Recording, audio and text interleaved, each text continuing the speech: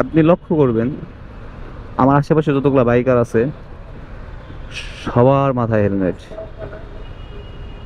But কি বেপরোয়া। যাক ব্যাপার না, হয়তো স্বামী বিদেশ। কে এটা আবার, মানে হেলমেট ছাড়াই বাইক চালাচ্ছে, পিছে দেখতেছি কুকুরের বাচ্চা।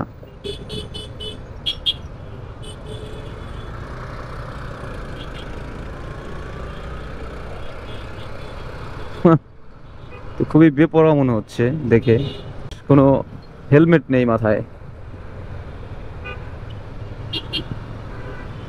দেখি কোথায় যায়, একটু ফলো করি।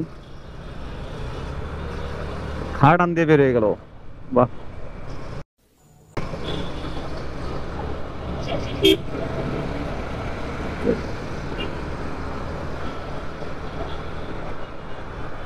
মানে আজকাল মেয়েরা এতটাই বেপরোয়া হয়ে গেছে যে আমরা পুরুষ হয়ে হেলমেট পরে রাস্তায় বাইক চালাচ্ছি, আর সে মেয়ে কিন্তু তার মাথায় হেলমেট নেই, বাইক চালাচ্ছে ঢাকা শহরে। আপনারাই জাজ করেন, আমি আসলে কিছু বলবো না, বললে আপনারা বলবেন আমার দোষ, মেহেদি ভাই ভালো না। কই গেল? ওয়াও, খুব স্পিডে ছুটছে মনে হচ্ছে। এই তো, এখন আমরা কারওয়ান বাজার। আপনার বের হয়ে যায়,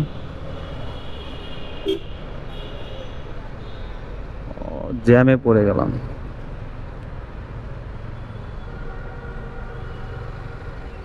গেট আপ সেটা অন্যরকম।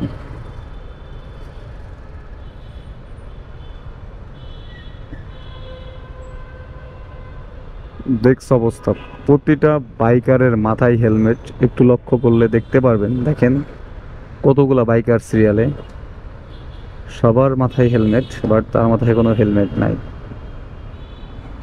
মানে মেয়েরা এত বেপরোয়া হয়েছে আমাদের সমাজে, এটা বলার মতো না। দেখেন এখানে দুইটা লোক, চাচাও মাথায় হেলমেট দিয়ে আছে, বাট আমার আপুটা, আপুমনি, তার মাথায় কোনো হেলমেট নেই। আপনি লক্ষ্য করবেন আমার আশেপাশে যতগুলা বাইকার আছে সবার মাথায় হেলমেট, বাট কি বেপরোয়া। যাক ব্যাপার না, হয়তো স্বামী বিদেশ। তো আমি যাব কাটাবন, গোলচত্বর থেকেই ডানে চলে যাব এই জ্যাম শেষ হলেই। তো এই আপুকে নিয়ে আমি কিছু বলবো না, আমি কোনো মন্তব্য করব না। হেলমেট আছে সাথে, বাট সে হেলমেট পরতেছে না, কি একটা অবস্থা। দেখছেন প্রতিটা মানুষ হেলমেট পরা, বাট তার মাথায় এখন হেলমেট নাই। কতটা বেপরোয়া হলে এমন হয়। আমি এখন ডানে চলে যাব, তাই আর আপুকে ফলো করতে পারছি না, আর আপনাদের দেখাতে পারছি না। সো ভিডিওটা এই পর্যন্তই।